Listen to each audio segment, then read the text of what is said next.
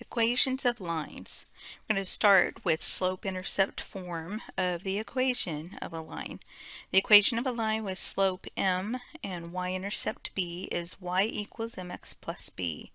In an applied context, m is the rate of change and b is the initial value when x is 0. Example 1, appliance repair.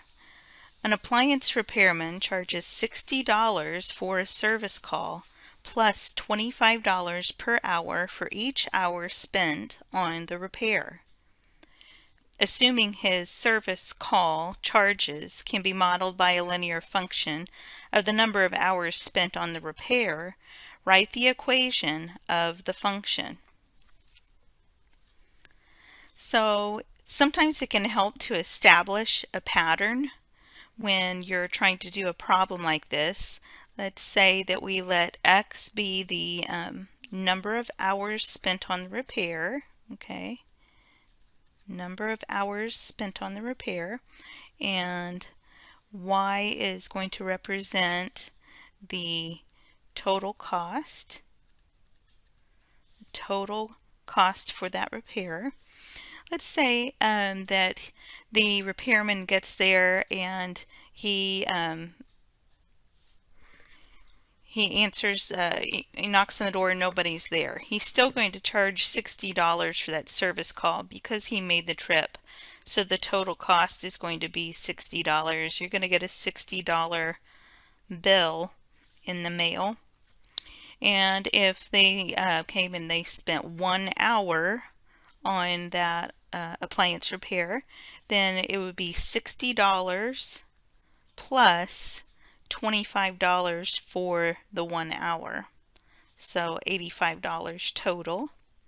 If they spent 2 hours on it, it'd be the $60 for the service call plus 2 times the 25 for that 2 hours that they spent working on it. If they spent, this pattern continues, if they spent X number of hours on repairing, then it'd be the $60 plus X number of hours times $25 per hour. So we can see from the pattern there, we've come up with the equation. Y is going to be equal to 60 plus x times 25. And if we would want to put it into this form, we just rearrange. X is 25x plus 60. So you can see your slope is m, 25, and that's how much the rate is going to change by every hour. Another $25 is added on to the cost of the repair. Point-slope form of the equation of a line is when we have an equation of a line with slope m, and it's passing through some known point x1, y1. We can find the equation by substituting in the point-slope form. Y minus y1 equals m times the quantity x minus x1. One way you can look at this is that it is the slope formula. You remember the slope formula, and instead of using 2 points, we just need to have 1 point. So we're going to just use the 1 point. And if you would want to clear this of fractions, you would multiply both sides by x minus x sub 1. So y minus y sub 1 is equal to m times x minus x sub 1. So it's not really another formula that you have to memorize. It's the slope formula, just cleared of fractions and only using 1 point. The way this formula is used is that if x or y is written, you simply use x or y. If x sub 1 or y sub 1 is written, then you are actually substituting in the x value and y value from the point that was given. So let's try this with example 2. Write an equation for the line that passes through the point -1, 5 and has a slope of 3/4. So again, if it has just a y, you write just the y minus y sub 1, so we're actually substituting the value from that point, equals m, which is 3/4, times, again, x, we just write an x, minus x sub 1 is the x from that point, a -1. From here, we're simplifying. This is going to turn into an x plus 1 inside there. We can use this as the equation for our line. If you wanted to, you could go ahead and solve it. You could go ahead and solve this for y, and then it would be in y equals mx plus b form, which is a little more useful at times, especially if you want to put it into your calculator. So we would just continue. Y minus 5 equals 3/4 times x plus 3/4 from distributing the 3/4. Then we're going to add 5 to both sides. So y is 3/4 x plus 23/4. So either of those are equations for the same line. Example 3, we have blood alcohol percent. This table gives the number of drinks and the resulting blood alcohol percent for a 180-pound man. So we have this table. The first question is the rate of change of the blood alcohol percent for a 180-pound man a constant? If so, what is it? So we can see here we change by 0.02. We change by 0.02. Every time we're changing by 0.02 on the denominator. Okay. We're actually, sorry, on the numerator. And then on your x, this is changing by 1 every time. So there we go. The rate of change is a constant. So is the rate of change a constant? Yes. And what is it? It's going to be 0.02 divided by 1. You can always pick a couple of points and use your slope formula. So if we want to back up a little bit and pick a couple of points, it doesn't matter what points you choose, since we've decided it is constant anyway. We have the number of drinks, 3, would give a blood alcohol percent of 0.07. The number of drinks, 4, would give a blood alcohol level of 0.09. And then our slope is going to be y sub 2 minus y sub 1 over x sub 2 minus x sub 1. So this is 0.02 over 1, which is 0.02 simplified. The rate of change of the blood alcohol percent for a 180-pound man is a constant of 0.02%. So now we want to write the equation of the function that models the blood alcohol percent as a function of the number of drinks. So to do that, we have our slope of 0.02, and we can just pick a point from that table. Again, it doesn't matter what the point is. I'm going to go ahead and choose the point 3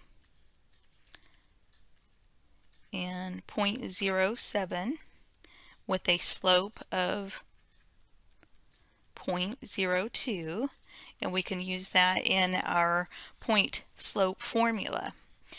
Y minus y sub 1 equals m times x minus x sub 1. So we're going to go ahead and solve 0.02x minus 0.06.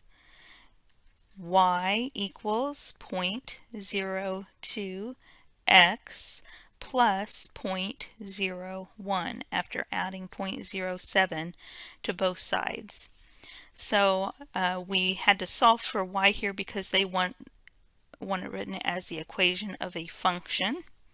So if you want to, you can give it special notation. We can say blood alcohol level given X drinks have been consumed by this 180-pound man is going to be 0.02x plus 0.01. Just out of curiosity, we can see if this works by plugging it into our calculator.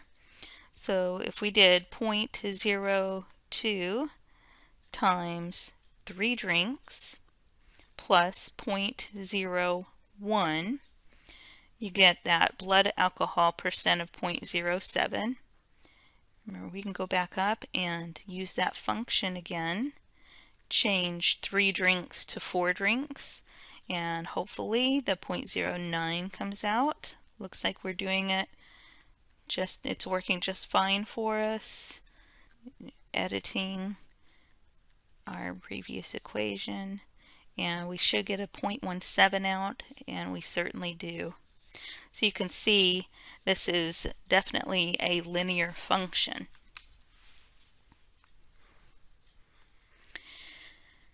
Example 4, using 2 points to write an equation of a line. They want us to write the equation of a line that passes through the points -1, 5 and 2, 4. What you have to remember is that in order to write the equation of a line, you have to have the slope and at least 1 point. Here we have more than enough points. We just need 1 point when we have 2, but we need the slope. We can find the slope using the slope formula. So slope is y sub 2 minus y sub 1 over x sub 2 minus x sub 1.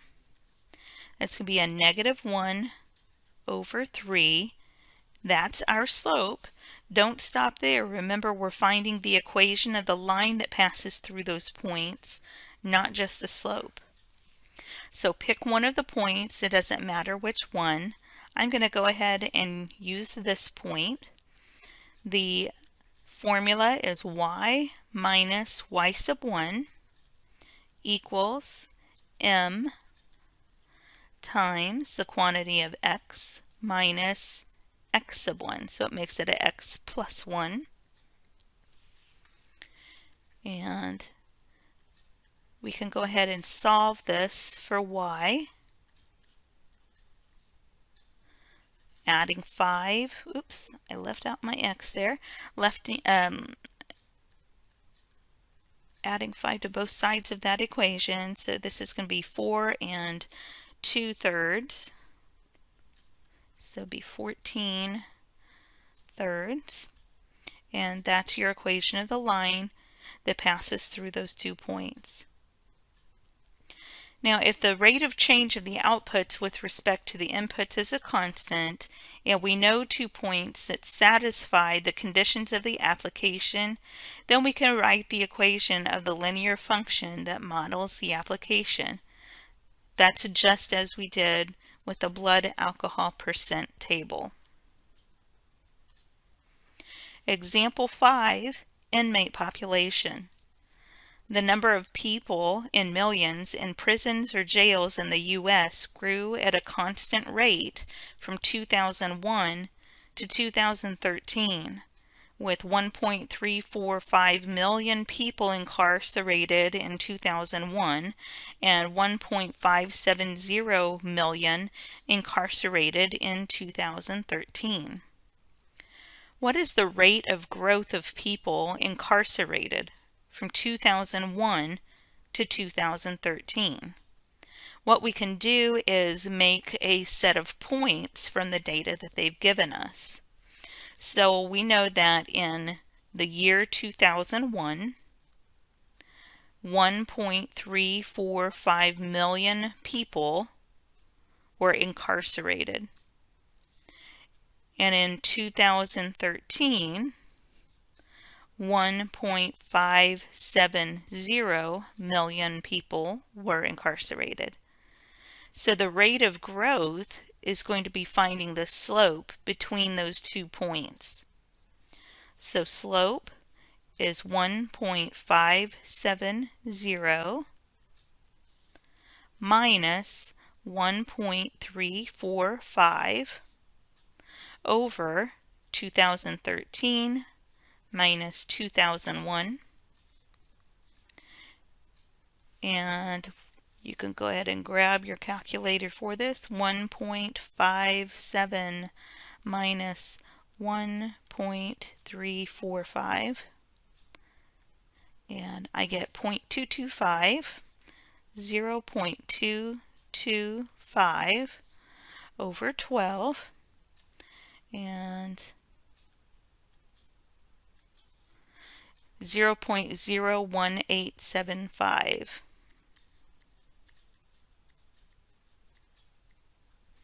That is our rate of growth of people incarcerated from 2001 to 2013. Now write the linear equation that models the number n of prisoners as a function of the year x. So remember, you only need to have 1 point and slope in order to find the equation of the line. Let's go ahead and use this point and the slope that we found. So we have y minus 1.345 equals 0.01875 times x minus 2001. We'll go ahead and solve for y.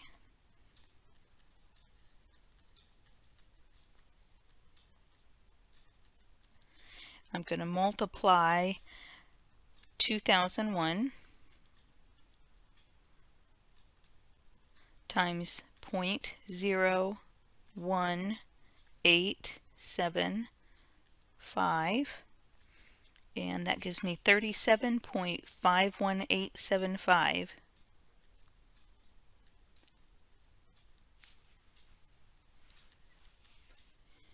$37.51875, and we can go ahead and add.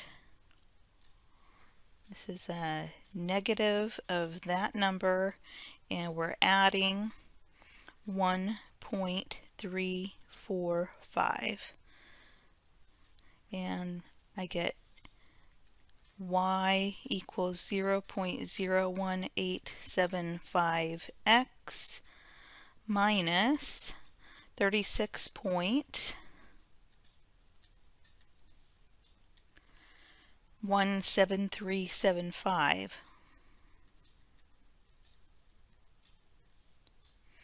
Okay, now they've given us specific directions here. They've already named the function, and they've given you the variable that they want you to use for your input.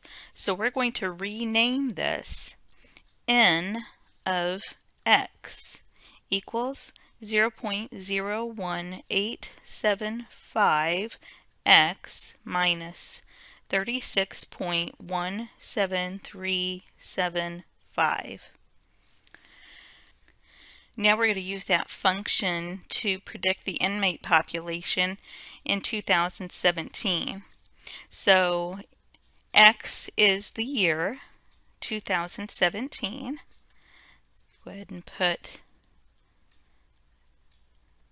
2017 into the function for x. Finish writing out the rest of that function.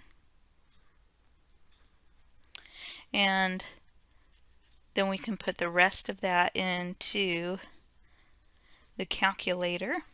So I have 0.01875 times 2017 and plus my negative 36.17375, and I get 1.645. 1.645, which makes sense because from 2000 to 2013 the population increased. So further past 2013 it should still get larger. So we have 1.645 million inmates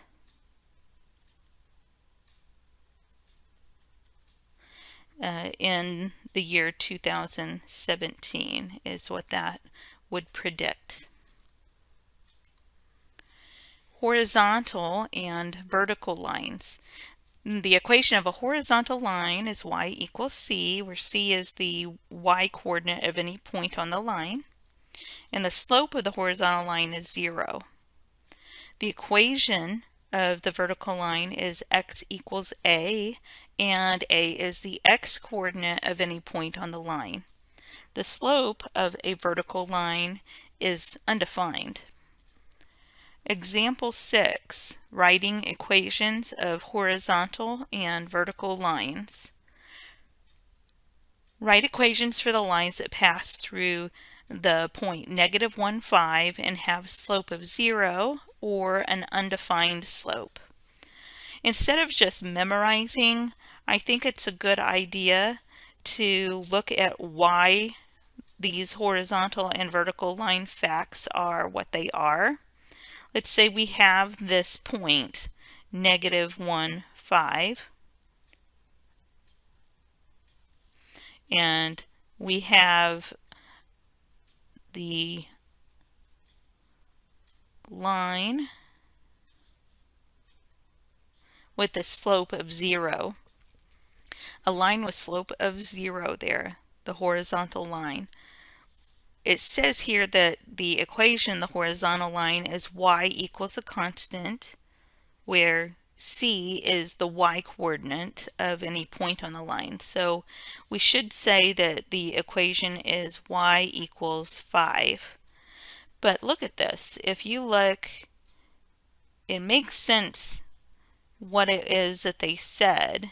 If you look at any point on that line, you're going to have points where the y part is 5. So maybe this is -6, 5, -4, 5, -3, 5, -1, 5, 1, 5, 2, 5, 4, 5. The y is always 5, so what better way to name that line but y equals 5?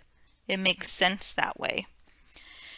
If we wanted a line that passes through that point -1, 5 and has an undefined slope, then we're talking about a vertical line. Vertical line, you're going to have the x's all have the same number. You went left -1, and you can go up or down wherever you want it to go, and you'll get that vertical line. So what better thing to call this than x equals -1, because on every point along this line the x is -1.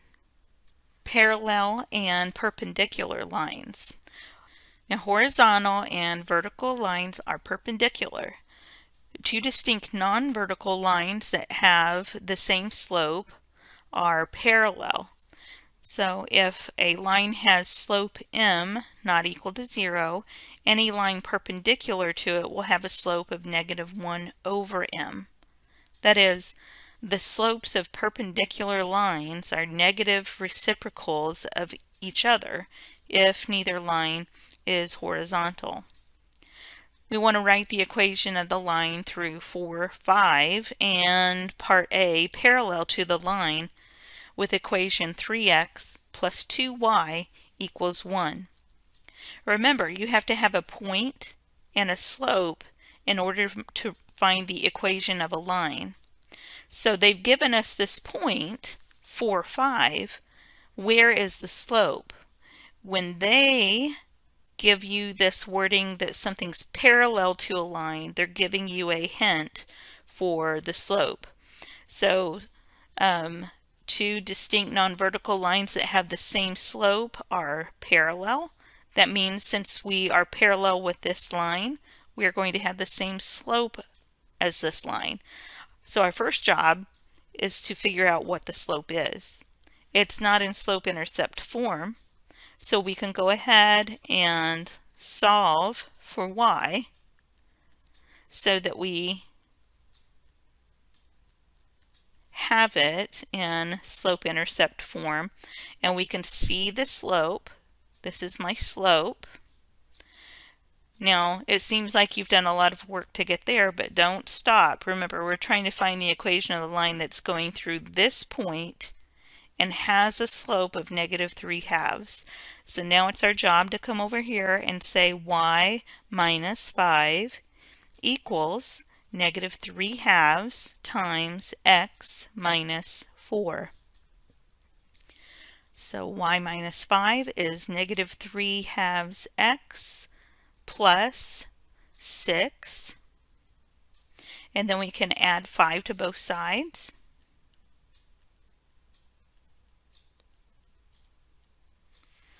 And that is our equation of the line that goes through 4, 5 and is parallel to the line 3x plus 2y equals negative 1. Now, if we want the equation of a line that goes through 4, 5 and is perpendicular to the line with the equation 3x plus 2y equals negative 1, we have a little bit more work to do because perpendicular lines, any line that's perpendicular will have a slope of negative 1 over m, or in other words, negative reciprocal. So we had a slope from here. We had a slope of negative 3/2. So the slope of the line that's going to be perpendicular to that is going to be the opposite in sign, so it'll be positive, and it'll be the reciprocal of that number, so a positive 2/3. Now we need to use this slope and the 0.45 in the point slope formula. Y minus 5 equals 2/3 times x minus 4, and solve for y so that we can get the point slope equation of the line. Y minus 5 equals 2/3 x minus 8/3. We're going to add 5 to both sides.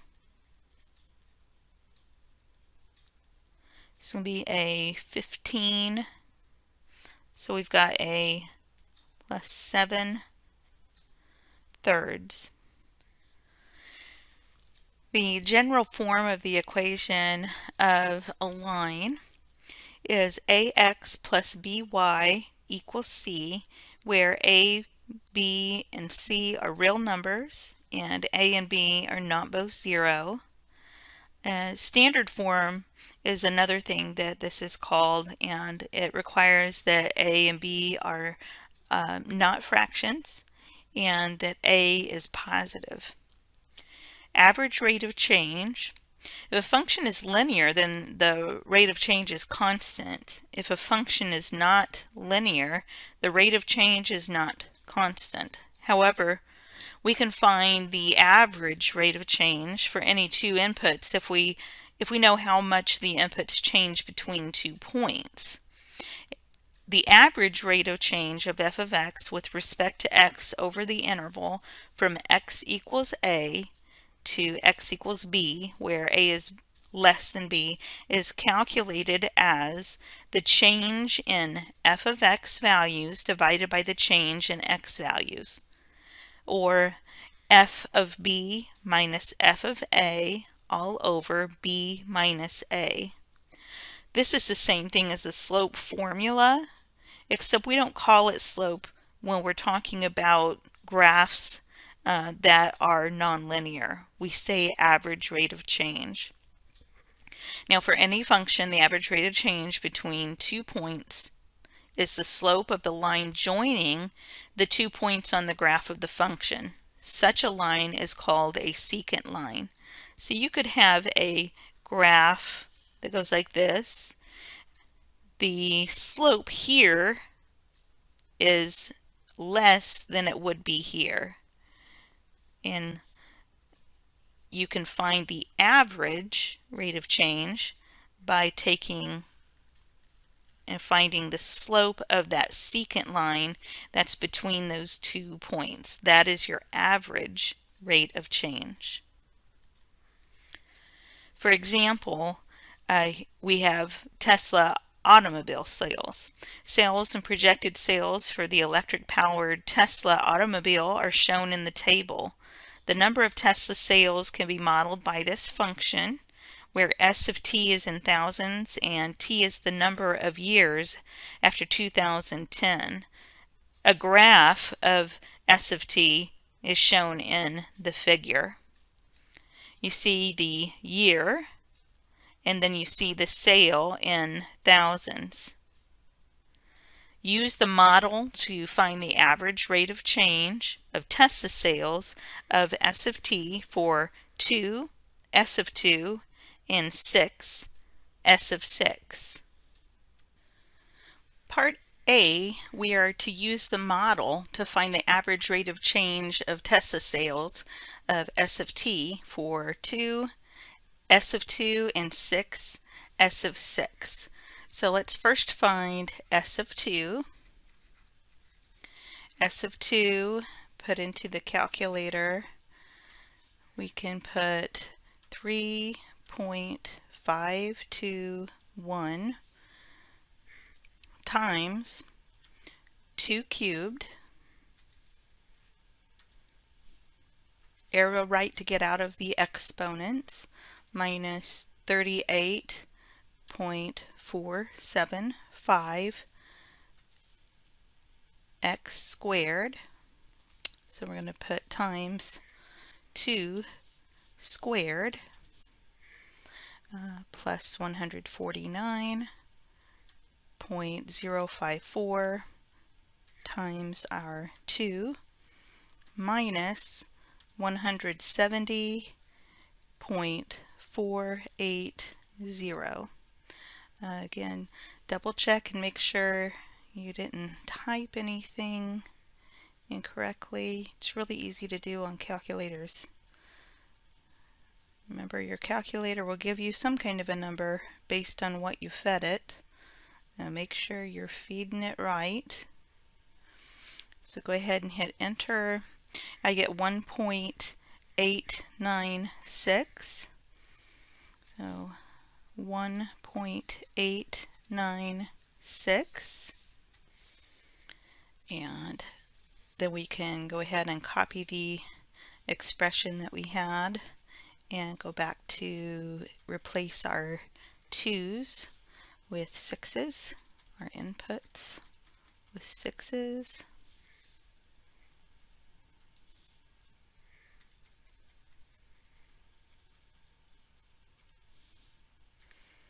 And we get 99.28. So S of 6 is 99.28. And I'm going to show you another way to do this. If you go into y equals, you can put that function in, 3.521 times x cubed.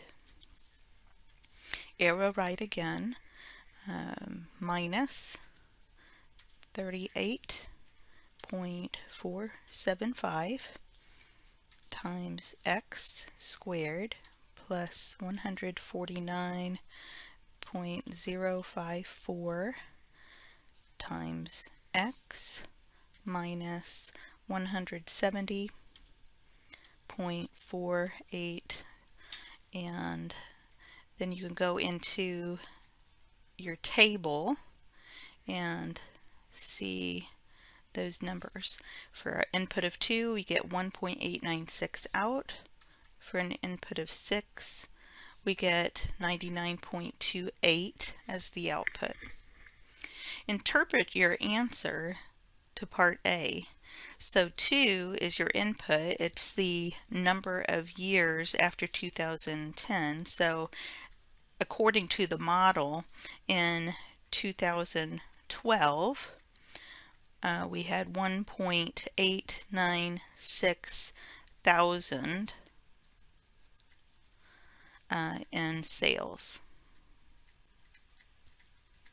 Okay, and then in 2016, this says that we had 99.28 thousand in sales. So what is the relationship between the slope of the secant line joining the points 2, 1.896, and 6, 99.280, and the answer to part A? Well, let's go ahead and find the slope of that secant line. So we have 99.280 minus 1.896 being divided by 6 minus 2. Grab your calculator there and hit 99.280 minus 1.896. So that's 97.384 divided by 4, and we get 24.346.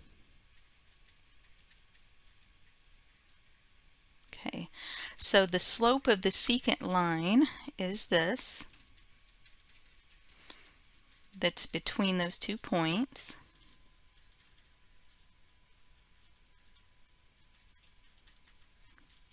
And the way that relates to the answer in part A is that this is also the slope of the line that's between those 2 points. Of course, we use those 2 points to be able to get the slope of that secant line. They're both positive, can be increasing. If you would like, we can look at the graph here. Let's go ahead and go from 0 to 8 on X, and then do a zoom fit so we can see the graph. And you can see here, if we did a trace on 2, you see the output there. And if you did 6, hit enter, you see the output there. So nice example of why you need to look at average rate of change, because sometimes your functions are not lines. We have more interesting functions than just lines. The difference quotient. And the difference quotient is used a whole lot when we get into calculus, so we're going to learn it here as well. So we'll start out here. If we have points x, f of x, and x plus h, f of x plus h, and the average rate of change of the function on the graph of y equals f of x, then the slope of the secant line and the average rate of change of the function from x to x plus h, called the difference quotient, is known as this. So we're really just taking this y2 minus y sub 1, dividing it by x sub 2 minus x sub 1. And when we simplify that formula, the x's on the denominator cancel each other out, so you get just an h in the denominator. So we're going to find the difference quotient here. For this function, f of x equals x squared plus 1, find f of x plus h. So f of x plus h says we take the f of x function, which is to take something squared and add 1 to it. The thing that we're squaring is our input of x plus h. Remember, when you square x plus h, you get x squared plus 2xh plus h squared, and then your plus 1 that comes after that. If you want to know where this came from and you're not sure, you don't remember, try multiplying x plus h times x plus h using FOIL instead of just trying to square x plus h outright. You'll see where it comes from. Part B, we're going to take the f of x plus h and we're going to subtract the original f of x function from it. So we already have the f of x plus h from step A. It was x squared plus 2xh plus h squared plus 1. Then we're going to subtract the f of x function. So we're subtracting the x squared and subtracting the 1. We simplify that. My x squareds go away. My plus 1 and minus 1 go away, and I'm left with just an h squared plus 2xh. Our last step, we're doing the difference quotient. So we have f of x plus h minus f of x on top, which was our result of part B, h squared plus 2xh. And we're dividing by h. Not f of h, we're not doing anything at all with it, it's just a plain h. Once we have that set, we go, oh, we can factor out an h from the top, and that way we can cancel h's and get h plus 2x, and that is our difference quotient. Example 10 is on average velocity.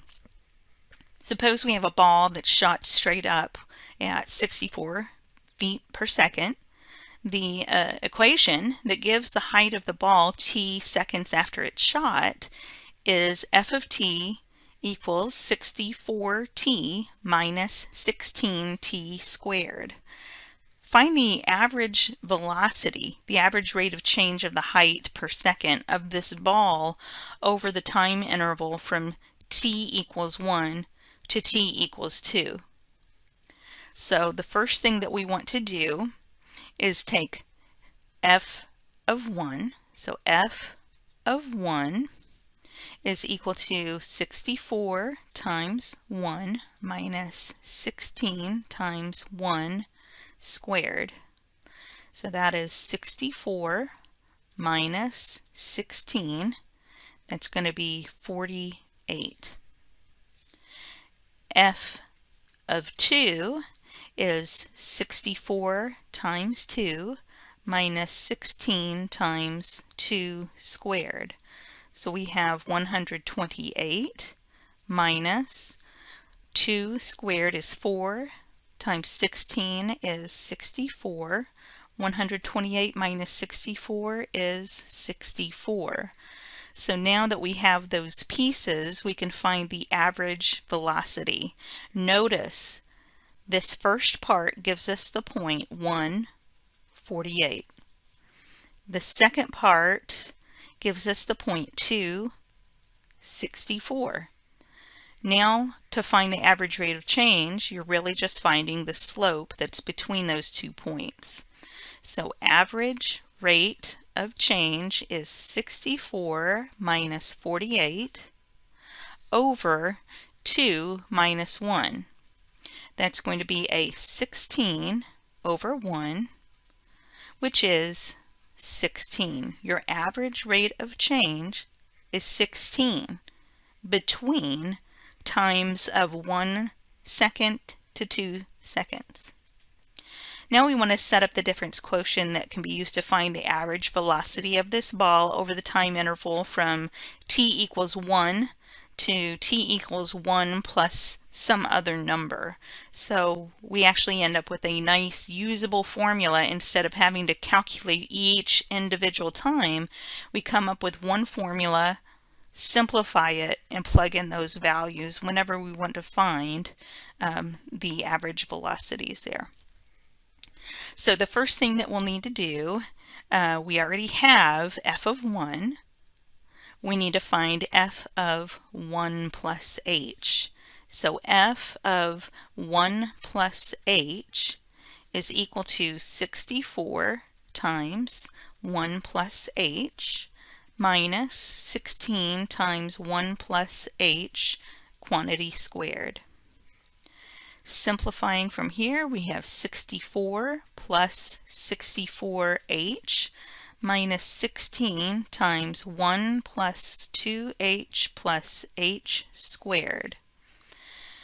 That's 64 plus 64h minus 16 minus 32h minus 16h squared. Go ahead and combine like terms. I have 64 minus 16 is 48. Those terms are taken care of. I have a 64h minus a 32h, so it gives me a positive 32h. Those two terms are taken care of. And then I have a minus 16h squared. There we go. So now that I have my f of 1 plus h and my f of 1, I can set up my difference quotient between those values. Basically, we're finding the average rate of change between the points that we got before.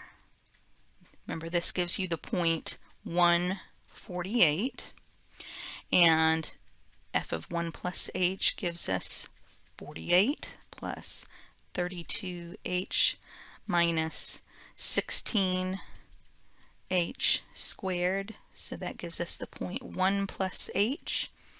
48 plus 32h minus 16h squared. So let's find the average rate of change between those, and that will be the difference quotient from t equals 1 to t equals 1 plus h. 48 plus 32h minus 16h squared minus 48 is over 1 plus h minus 1. This is our difference quotient. So that is going to equal 32h minus 16h squared, and that's all over h. So one more step, we'll have 32 minus 16h. So that would help you to find the average velocity of the ball from any time t equals 1 to t equals 1 plus h. You can even test it out with the points that we had before. If we had tried to use this for the velocity from f of 1 to f of 2, h would be 1, because 1 plus 1 gives me my other output of 2. Okay, so I put in a 1 here. That makes that 16. 32 minus 16 is 16. What do you know? It's the same. Now we have a discussion about approximately linear data. Now, real-life data are rarely perfectly linear, but some sets of real data points lie sufficiently close to a line so that 2 points can be used to create a linear function that models the data. So consider the following example. We have public school enrollment. The table shows the real and projected enrollment in thousands at U.S. public schools for select years from 1980 through 2024. First, we want to create a scatter plot for the data and see if a line would fit those data points exactly. So a refresher on making a scatter plot, we go into Stat in our calculator and Edit, and then we start entering our data. We don't need to align any of our inputs. It doesn't say anything about that in there. So X actually is the year. So we have 1980, 1990, 2000, 2010, 2012, 2022, 2023, 2024. Arrow right, that gets you into your second list, 41,651, 40,543, 46,857, 49,373, 49,522, 51,485, 51,604, 52,113. Again, double check to make sure that you haven't had a typo when you're entering your data. Even just one unit off will throw off any projections or models that you make.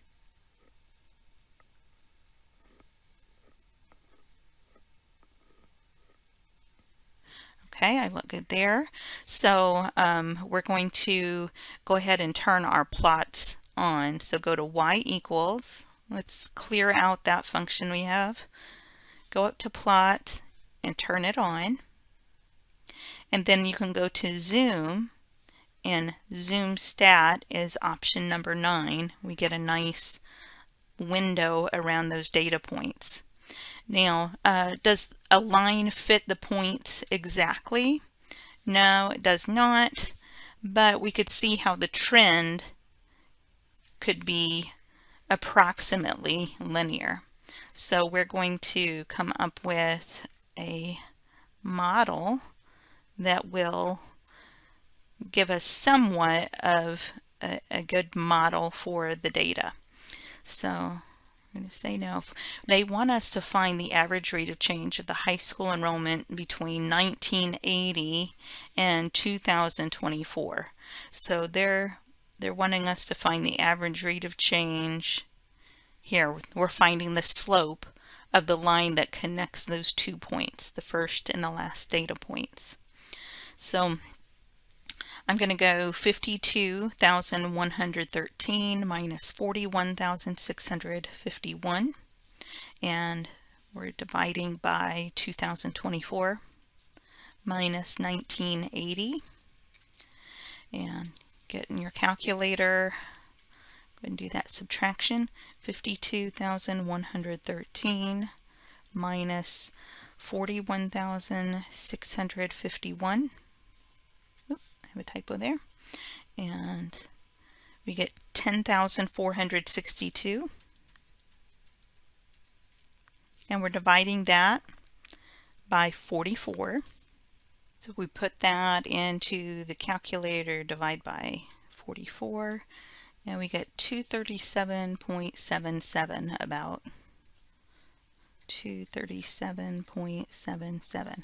Even though I've given a rounded number here on my notepad, Anytime you use this number in future calculations, you want to make sure that you use this number that's in your calculator, because it even goes on more digits than this inside the calculator. It's got that in it, so you don't want any round off error if you can avoid it. Part C, we're wanting to write the equation of the line determined by the rate of change and one of the 2 points. So I'm going to go ahead and pick the smaller point, the 1980, 41,651, just because it's smaller numbers. I have y minus 41,651 equals 237.77 times x minus 1980, and so I get y minus 41,651 equals 237.77x minus, we'll take that number, multiply by 1980, and I get 470,790.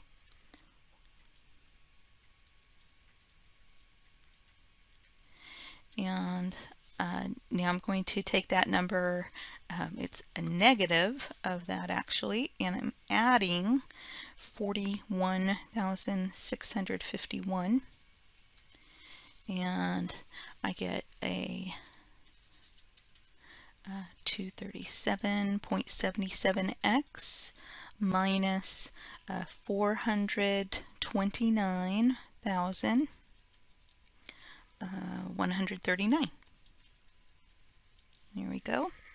And what's fun is if when you're finished with this, you can put this into your grapher.